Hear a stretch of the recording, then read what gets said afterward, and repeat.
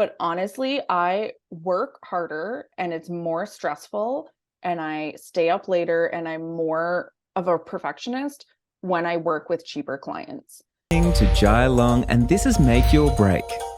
Whether you're a big hearted creative or an aspiring entrepreneur, let's take action on your dreams, reconnecting you with your why and giving you the how. I'm here to dish out actionable mindset tips and fun industry secrets to help you blow up your biz. From eye-opening reality checks to motivational gold, no two episodes are ever the same. So tune in weekly, skip the FOMO, and let's dive into the deep together. Hey, Danielle, so good to have you tuning in from the capital of Canada. How are you? Good. How are you? Thank you for having me. Yeah, I'm really good. I've got you on the show because you did just share that you've done 9,500, your biggest package so far as an elopement photographer. You've been in the Yeah. business map, you've been hitting goals, and you did a post that inspired a lot of people. So I wanted to get you on here so you can share some of that with everybody, because so often we get limiting beliefs as creative artists of what we could actually charge, what we're actually worth, if we can actually find the clients out there and everything else. So welcome to the show. And if you want to introduce yourself, I'd love to hear from you. Okay, awesome. Thank you so much for having me. This is so exciting. I am a wedding and elopement photographer. I am in Ottawa, Canada, the capital of Canada. I've been doing this for And by about the way, 10 I didn't years. know that was the capital of Canada until just like 5 seconds ago. Literally nobody does. It's fine. It's yeah. Do you know what the It's capital of not a Australia is? Melbourne, Sydney, You're Melbourne. right. Oh, which one though? Canberra. Oh, okay. So like not even close. Close enough. Close enough. It's in Close between enough. the two. Close So, enough. so it's basically Oh, right. okay. I feel like that's like the Canadian knowledge base of the Yeah, capital of yeah. Australia. Yeah. Yeah. Um, but yeah, so I've been a wedding photographer for about 10 years. I got into photographing elopements about 4 years ago when I went full time. And I joined the business map in October or maybe September, but anyways, this Cool. fall. Yeah, and it was a little eye-opening, I guess, because I think you just get into such a rut of doing things a certain way and being like, oh, this is Mm. just the way it is. This is just the way everybody does things. And then you get into this like global community and you're like, oh shit, like this isn't how everybody does things. And there's all these people who are like doing things that you would never expect or never even think of doing. So it took me it was a big mindset shift, but I basically just slowly started, and I had raised my prices last year too, like a ton. I had almost doubled them. Wow. And then after kind of joining and seeing what everybody else was doing and just kind of like going through different, like, I don't want to say different challenges, but I was challenging myself with like kind of more ridiculous goals than I would normally set for myself. I mean, Um, that's the most amazing part about it, isn't it? Because like yeah, you kind of and I'm not talking about like just the business maps, just like anything like this. Like if you get into a situation where you've been doing the same thing over and over, and then you get into a room where you can be a little bit more competitive because you're like, oh, I want to like keep up, and I want to yeah, push myself, and then I feel yeah. accountable as well, which I think is really cool. Yeah, exactly. You see all these other people and you're like, oh shit, well, if they're doing it, like what's Yeah. stopping me? Nothing.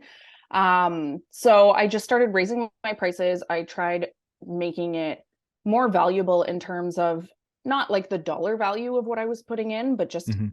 like being more creative and focusing more on showcasing different things and doing things that nobody in my area was doing. And then I started just playing around with my pricing guide and experimenting, and I raised my prices a shit ton, and a few people were like, oh no, that's too expensive, like it's not for us. And then I was like, okay, instead of just doing a normal package with a way higher price, why don't I throw something in where it's super cool, where it's like all day elopement coverage and like a helicopter ride and your stay is included and like just all these things where Wait, so you got your helicopter yeah. out and you just fly them around?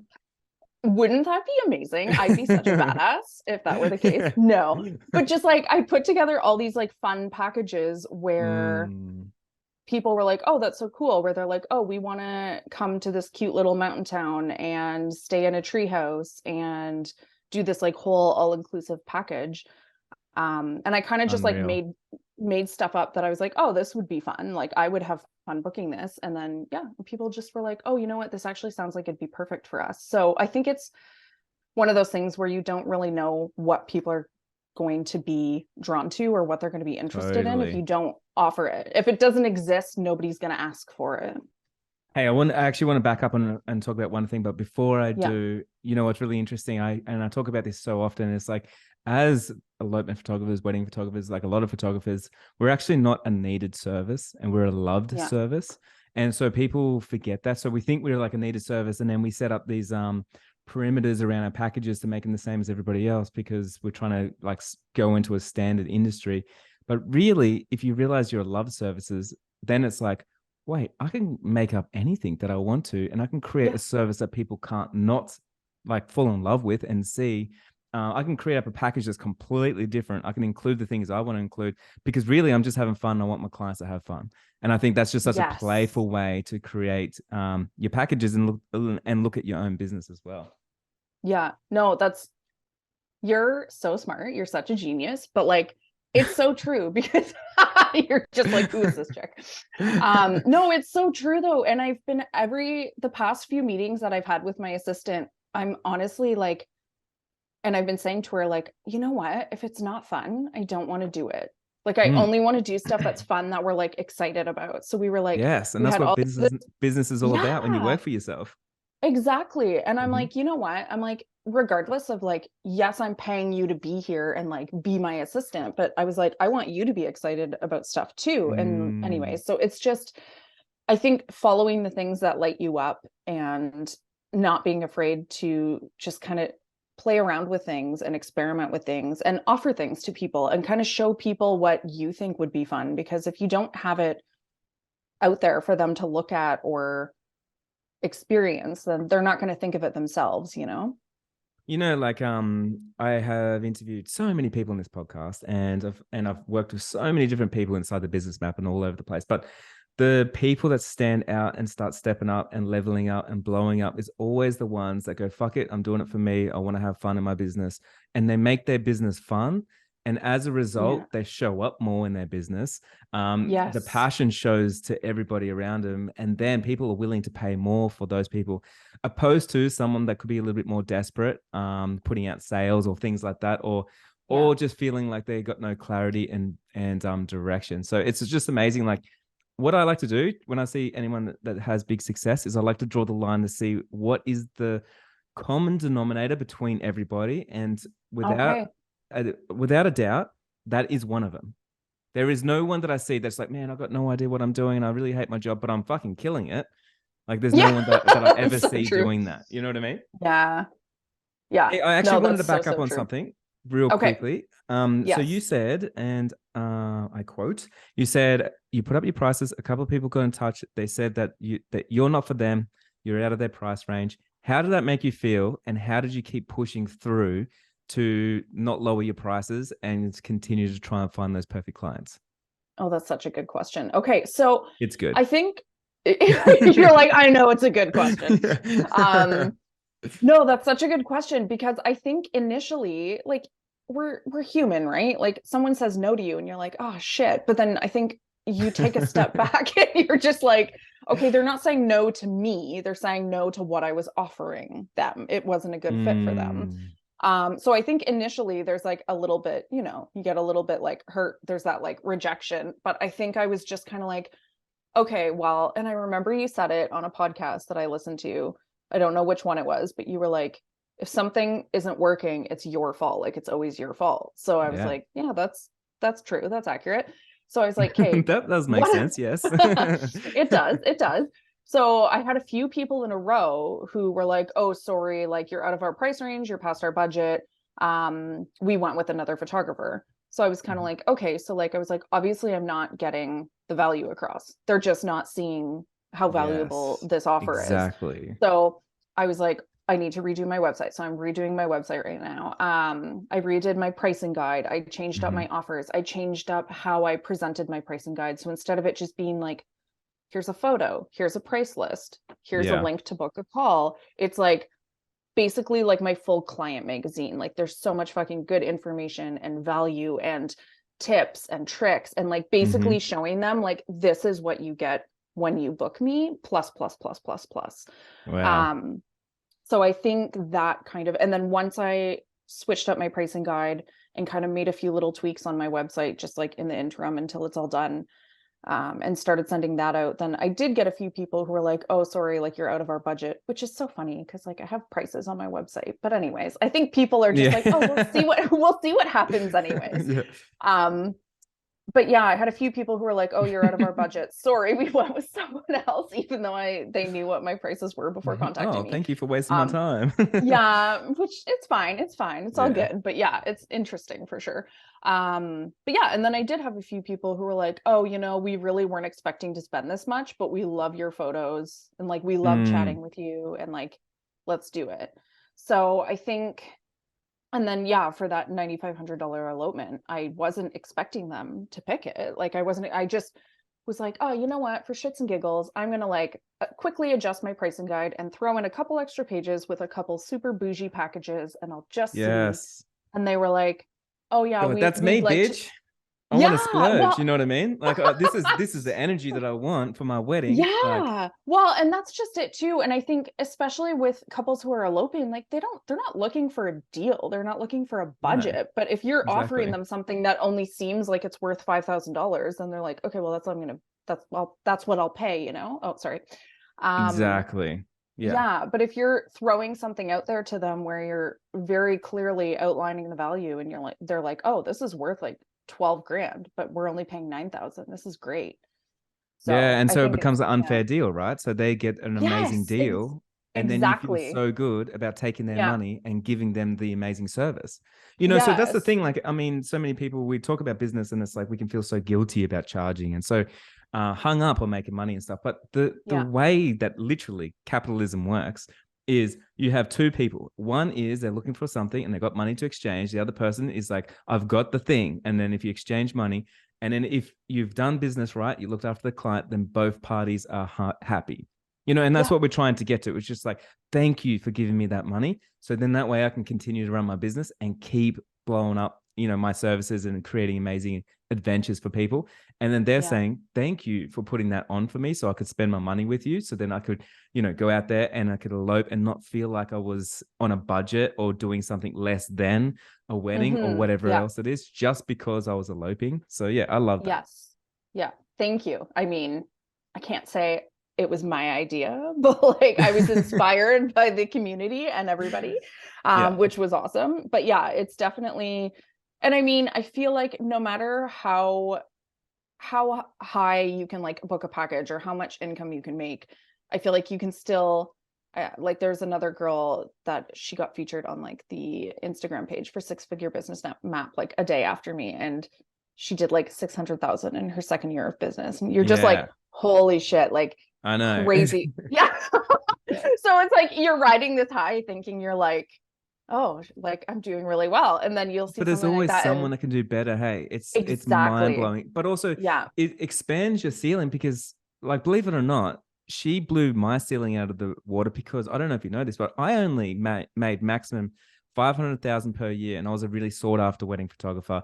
I was shooting like 50 weddings. Like, I was hustling and I thought that's as most that I could possibly make. And then she comes along, so made 630,000 working by herself in the second year. And I'm like, man, my limiting belief was the thing that was like allowing me to make 500,000, not more. Yeah. You know what I mean? It's so true. It's crazy too. And I know like a lot of other local photographers here where they're like, oh yeah, like 6 figures, but like 120K max. That's the most you can make here as a wedding photographer. Oh, I get challenged that all the time. People always tell me that. I'm like, okay, well, I've seen people make more. Like, do you want to see my statements? Yeah. Yeah. Oh my God. It's crazy. But anyways, it's been a little bit wild. But yeah, I think what you said with your limiting beliefs, it's just, I think no matter how well you're doing, you always have to keep challenging yourself and keep challenging those limiting beliefs because you're always going to be like, okay, well, this is the best I can do. And it's like, no, it's not. Like there's always someone who's doing better than you, right? So, and you're always, no matter what level you get to, you always have these same thoughts. Like, don't ever forget that, for whoever's listening right now, you don't get to a level and go like, oh man, I get to a level and then I can just infinitely make more money and do more things. You're always struggling with this mindset, Yeah. Like, where's my so ceiling? true. Yeah. So true. So Well, I mean, a good example of this is even when I mentor right now, I can mentor someone to make six figures, no problem, right? I can mentor someone. If someone came to me and said, Joe, I want to make $1 million in my year, I mean, per year in my business, I can do that. Yeah. I can show them the Yeah. roadmap exactly how. Then for me, I want to make 8 figures in my business per year, right? So I'm like, I want to work it out. And the reason being is because I love working out the missing pieces of the puzzle.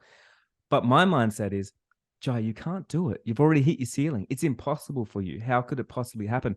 And then from there, I'm looking around like, what coach do I need? There's so many coaches that do it. I don't know how they're doing it, you know? So now I'm curious and now I feel humbled again. And now I'm on a path of like self-development, learning, getting into a new community, meeting new people, having new conversations, getting uncomfortable, just like you were talking about before. And then everything starts expanding again. So the only time that we get that ceiling is when we get complacent with where we are. And then we believe there isn't anything more for us. Yeah. And you just you're like, I'm in this zone, and it becomes comfortable. And then you're like, I'm in a new elevated comfort zone. So, and it's fine to rest there for a bit. That's not bad, but I think it's once you're aware of the fact that you're in it, to just kind of be like, okay, well, how can I bust through this? Okay, here's a limiting belief that we should bust for some people. If you've charged $9,500 for elopement, does that mean you had to work yourself to the bone, do it like way more hours, and then get no sleep because there was more pressure and everything else? And was it that different to charging $2,000 for an elopement? No. And people, if people are listening to this, they might be like, you're full of shit. But honestly, I work harder and it's more stressful, and I stay up later, and I'm more of a perfectionist when I work with cheaper clients. Yes. And it's like, the more that people say it again. Oh my God. The more that people pay me, I'm like holding the mic up closer to my mouth so it's louder for people. Yeah, louder for the people in the back.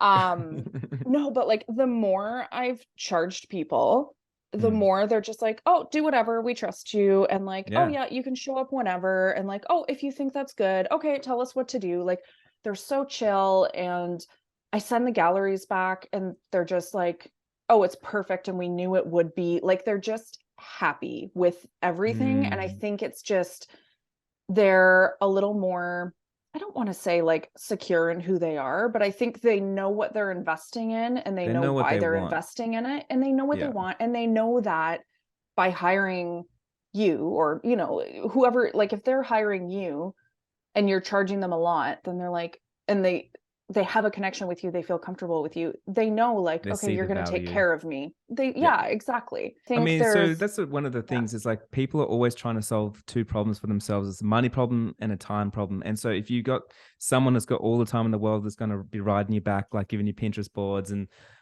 checking up on you every 2 minutes to make sure that you're like doing this and you're doing that, and what gear have you got, and how many meetings can we have, and how many more extra hours can you do?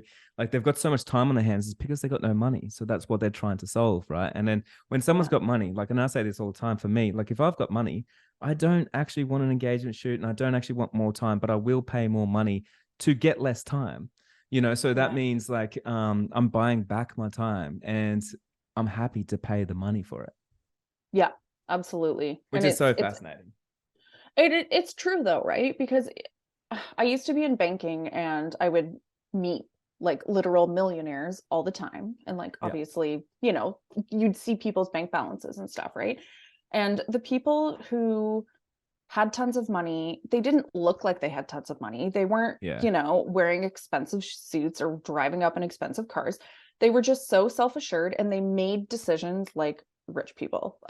And I mean that by like, they didn't deliberate about like this or that, and not even just to save money, but they were just like, they were okay to spend the money. But also, if you would ask them a question and be like, oh, would you rather do this or this, they wouldn't even hesitate. A lot of the time it would just like split second thinking, and like so fast, so self-assured. And I think it's interesting when you kind of like think about that in terms of just like people purchasing things, because I don't know, it's just, you know, like I find this also fascinating, and like, to say it in layman's terms, like rich people, it's hard.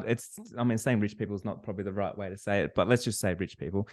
Okay. I've always noticed, like whenever I've hung out with like anyone that's rich, they literally value things so differently because they have different parameters of what it's worth to them.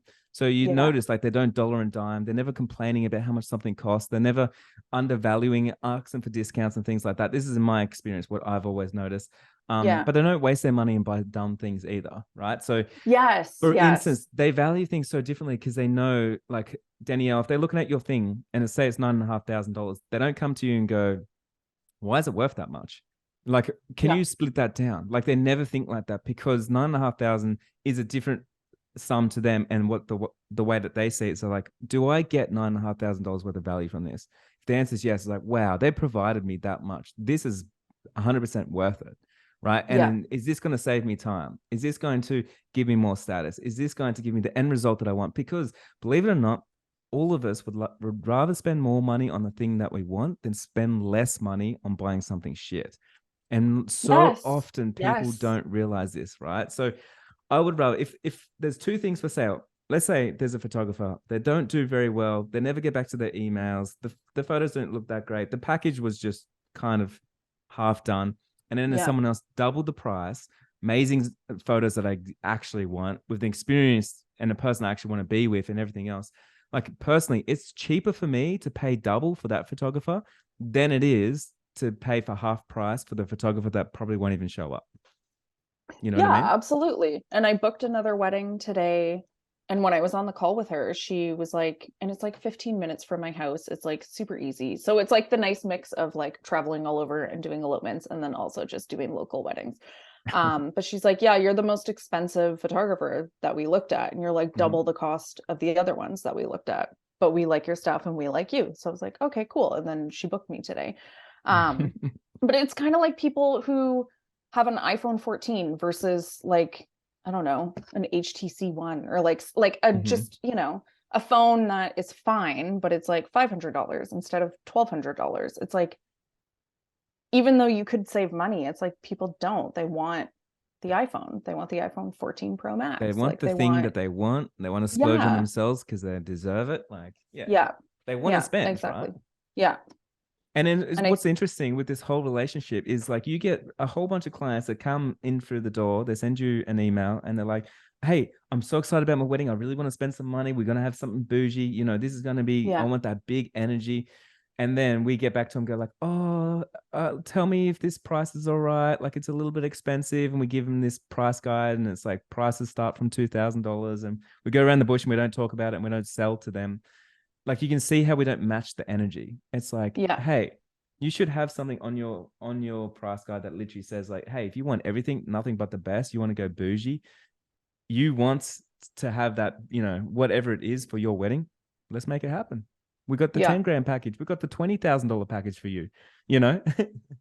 I love it. That's like my next goal. But yeah, it's so true. And I mean, I've shot weddings where I know for a fact that they've spent more on flowers than they've Yeah. spent on me, like on the photos. So it's like, Which was okay, always the weddings that I shot because, you know, yeah, like always. Yeah. they've spent like $8,000 on the florals and the installations and the Mm-hmm. bouquets and centerpieces and everything, and you're like over here charging $4,000 like a schlub, and you're like, okay, wait, but like the flowers are amazing, but you won't have them after, like they're going to be dead. So yeah, I think it's kind Yeah. of just reframing your perspective a little bit and be like, hey, people have the money to spend. And I think they want to, like you said, they want to spend the money, they want the experience, they want to be treated well and looked after. And I think it's just presenting that as an option to them confidently. And, if it's not for them, it's not for them. But there are people who want that. Hey, I'm really fascinated. Like you joined the business, Matt. When you joined it, you said you got confronted with your mindset and everything by looking around, Yeah. seeing what everyone else is doing, and then it sort of broke some limiting beliefs. And then you went in, and then you started like implementing some strategies.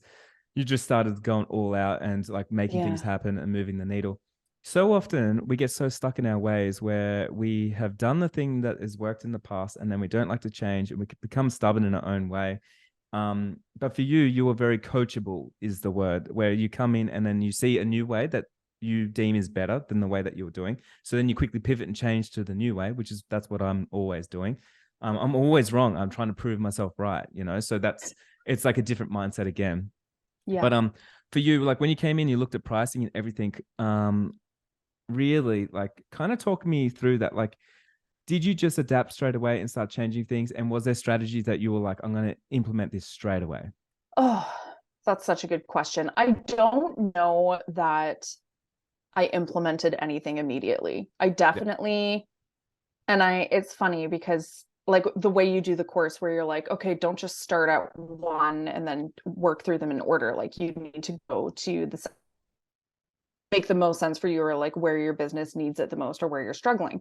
And I was like, oh, I definitely need to work on pricing first. And then I kept being like, oh, no, I'm just gonna like go work on some marketing, and like, oh no, I'm just gonna go work on like my sales strategy and stuff. So I was almost kind of avoiding it. And then I was like, why am I doing this? And I was like, I can't keep, shooting weddings for $4,000 or $5,000, even $6,000, because time is finite, right? And if you don't have Mm, all the time in the world and you don't have time to shoot 60 weddings a year, like you're at your max, you're at your ceiling. So I think it took me a little while, and then I just kept seeing people and like other photographers too who are also in Canada, and they're like a few hours from me, and they're in kind of like a similar demographic or situation in terms of like the client base, and they were just killing it. And I was like, okay, like obviously I need to just stop fucking around and just take this seriously and just do it. mm, um and then I went through and just started changing all my pricing and revamping everything. And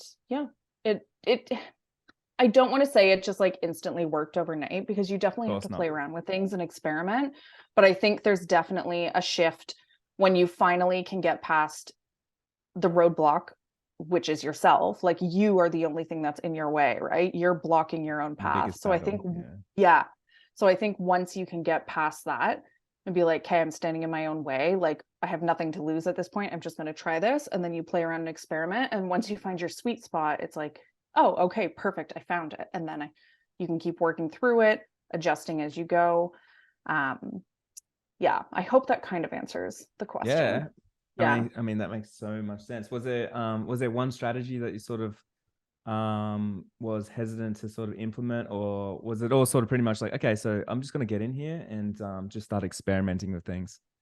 Well, I think what I was always doing before is I was always doing like packages, which is fine. And I know that works for a lot of people, but just kept finding like the clients that I love to work with weren't Mm, interested in that. And they just kept saying, like, they would pick apart my packages and be like, oh, well, we just want this, or we just want this. And then mm, when I would have those conversations with them, I'd be like, oh, well, if we're stripping this down and you only want one piece of it, then I'll only charge you for that one piece, which resulted in me basically like just always being stuck at the same amount of money. mm. So instead, I just went to completely a la carte, except for my like big bougie elopement packages, which I kind of like included everything. It was like basically all or nothing. So I had the big expensive packages with everything in it. And then I had just a la carte. So it's like you pay for the number of hours, you can add on an album, you can add on extra time, you can add That's on an awesome. extra shooter, you can add on film, you can add on Polaroids, like you can add on all of these other little things, which alone don't look like they're that expensive. But when you go through and add them up, it's like the wedding I booked Like, today. holy shit. Yeah, she was like, we only want 4 hours. And I was like, I don't think that you do. So I sent her a few different timelines with a few different quotes. And she's like, okay, you're right. We want 6 hours, plus we want an engagement, plus we want an album. Hey, I So it want to ended up, stop you on that because it's so yeah, funny that so often that people come to you and they tell you what they want, but they don't know yeah, what they want. And yeah, one thing that's working really well for you is you ask questions and you actually get yeah, to know these people, right? So often we send out a generic price guide, generic email, and then we expect to get something amazing back. But the second that you dive in and ask the questions and show up as an expert. So for instance, I could come to you and say, oh, I just want 4 hours, and then tell you, like, oh, I'm thinking a dinner, and we could go to this place. I could jump on a helicopter and do all this. Like, you yeah, as a professional, if you just said, yeah, I can make that work, it's going to cost 4 grand. And then after the fact, I'm like, shit, why didn't we take photos of this and this and this? It's like, well, you only want 4 hours. I actually yeah, didn't. I just was undereducated. I was ill yes, prepared and I didn't know. And then it's your responsibility to come up and say, hey, actually, Jai, I think 6 hours is going to cost you a little bit more, but it's exactly what you're after, you know? yeah, yeah. And I love No, that. it's so true. And I think it's not being afraid to tell people, like, when they're not even necessarily not being realistic, but it's just like you said, Mm, like most couples, if they're planning a wedding or they're hiring you, even if you're not a wedding photographer, if they're hiring you for a service, they're not an expert, you are. It's like when I used to sell mm. like financial products and stuff at the bank, like the consumer isn't the expert. Like you as the employee or the business owner, you're the expert, so you have to tell people. And a lot of the time people would be like, I want this, and you're like, no, but you don't, and this is why, and this is a Exactly. better suit for you. Like this is better suited to what you're looking for. Man, showing up like that, it actually changes the game. And that's like different from pricing. It's going into sales and stuff. But it really is the most important thing when it comes to your business and making a lot more money in your business. And that's like Yeah. Natalia was talking about, she made 630,000, but it was literally like that. It was just like, okay, ask the question, what do they actually want? They came to him with a $3,000 budget.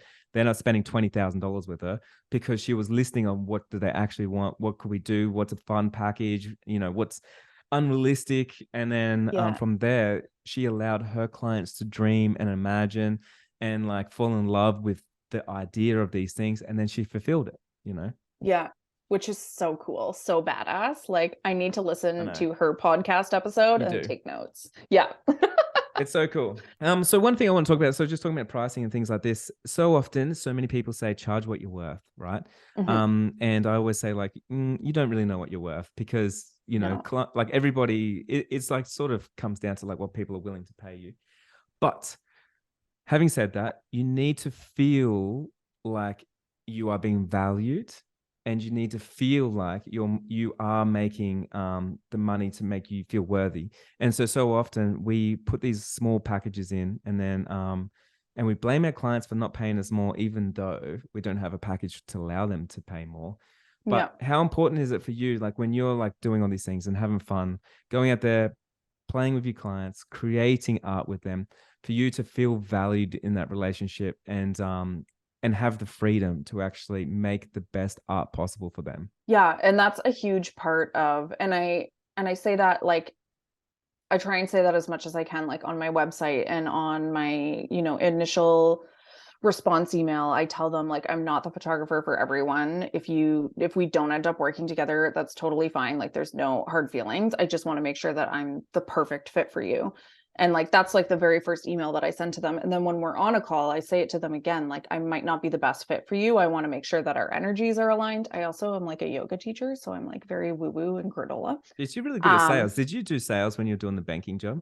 Yes, and I was in the top 1%, I and knew I it. like I won knew it. trips I to knew it. Mexico and stuff. But it's so Wow. funny because it took me like 4 years to translate from being like number 1 in sales for like just kind of very like, I don't know, straight narrow like business products and like Mhm. banking products.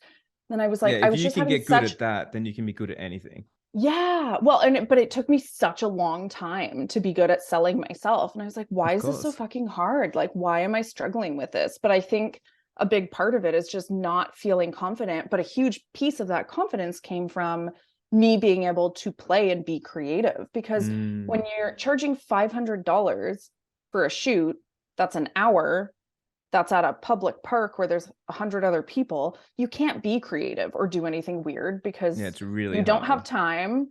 There's people all around. Your couple feels awkward. But when I literally was charging $500 for engagement sessions or couple sessions, I literally just bumped my price up to 1,600. So I like tripled it. And I was like, oh, this is Wow. fucking crazy. Nobody's going to book it. And people kept booking it. And I was like, oh, this is Mm. so weird. So I started sending them quizzes and I started doing long Zoom calls and I started helping them plan out their outfits and like really, and I'm like, oh, let's go to this sweet location. It's an hour and a half away, but like it'll be super fun. And I started being more of a collaborator instead of just like showing up and taking their photos. And then I would Love that. carve out space at the end. Every session I would take 10 minutes and I'm like, hey, I'm just going to do some weird shit if that's okay. And they'd be like, yeah, cool, whatever. And then I would get to play around and do stuff that I wanted to do and then showcase that kind of like weird, more creative photography. And then other people would see it and be like, oh, that's so cool, we like that. And then they wouldn't question the $1,600 for a shoot. Of course not. Yeah. So Fucking hell, you're getting me excited for my own business. It's funny, like, you know, listening to this stuff, it gets me so excited, you know, just to go out there. And I'm hope like anyone that's listening now, I hope you're getting the same energy, because you can translate all the things you've done in the past and you can create something that's just fun. And as it becomes more fun, you get more money. And as you get more money, you can Yeah. provide more and a better service that best in lines of you as well. But it Yeah, is interesting, you exactly. know, Danielle, it's just like, people don't realize business is sales, right? And so it's a Yeah. sales game. And so for you to be the best version of yourself, to be able to sell the most, you need to actually believe in your product and love your product and be passionate around your product. So it's like one of the most important things, because if you are, for instance, trying to sell $500 sessions down at the park where you're like, oh, I don't really want to do it. It's hard to park. I don't feel Yeah. like I get paid that much. The couples are never that happy. It's always a midday. They're always wearing ugly clothes. It's kind of a bit of a grind, right? It's always a little Sorry, bit hard. I'm just laughing because you're just describing many years of my life. But Well, yeah, it's mine as well. So it's so exactly the true. same, right? So true. I know it. Like, I have done it for years and years. Oh, And so it's so funny that I wasn't even selling much of those like little shoots like that because I wasn't excited about it, you know? yeah. And so when Yeah. I like provided myself, when I started doing like $10,000 packages and stuff, I was like, man, we're gonna go traveling, we're gonna hike, we're gonna do this, I'm gonna have my film camera, I'm gonna have, think of all the things I can do. All of a sudden, I was selling so many of these packages, making so much more money because I was pumped. I was like, I know I'm the most expensive photography that you've seen, and it's still a better deal, you know? So Yeah. I was good at sales because I loved selling the thing that I had. Yeah. It's like, how often do you get a new toy or product or something that's the coolest thing you've ever seen in your life? It doesn't matter how expensive it is, but you're going to go No, around and show it to exactly. everybody and you're excited about it, right? You're pumped. So it's like, oh, I don't know. And I was like always so good at selling certain things where I'd be like, oh my God, you should like, yeah, for your like home equity line of credit or whatever, but you should also get this credit card because it gives you points and then you can go on a free vacation. And they're like, oh, really? And I'm like, yeah, you should totally get it. And like, obviously ethically and morally and, all Of covering course. all the bases and all that good stuff. But yeah, just like things where I'm like, oh, that'd be so exciting. You would be able to go on a free trip. And they're like, Yeah, oh, like that's you so were true. excited Yeah. about it. Yeah. Yeah, where I'm like, you should totally do this. And same thing with my couples, where I'm like, oh my God, we can pull out your vintage van and we can go to this waterfall and we can take pictures until the sun goes down. And we can bring beer and snacks. And they're like, oh my God, Mm, that sounds like so much fun. And I'm like, I I'm know. excited to go do that. Whereas, yeah, if they're in like their ugly clothes and in a public park when there's like little kids running around screaming and everyone's no, watching us, no it's just parking. like Yeah. not a Hot. vibe. You know, Yeah, yeah, it's funny because like I feel like the six-figure business map is like such a successful coaching program, like for me as well. And it's funny because for me to sell it, like I have sold it to so many people, and the reason being is because it's so fun. It impacts so yeah, many people, so I love it. But as it's brought in more money, I've been able to build out a business that I love. So for instance, like, and I've talked to this before to so many people, it's like I don't have to send out journals, and I don't have to hire community managers and do all these things I do in the yeah. background because no one else does that stuff. But for me, I'm like, man, I'm building a business that I love, that every day I get to show up and I'm more and more passionate about it. And I feel like we're always over delivering on my over promises. And because of Yeah. that, by default, you end up expanding your business, selling more people talk about it. You get more diehard fans, you get more results for people, Yeah. and everything expands and becomes amazing. And we can all do this in our business. And if you don't do this, you can't expect to have the same success as somebody else that you're competing with that has that energy.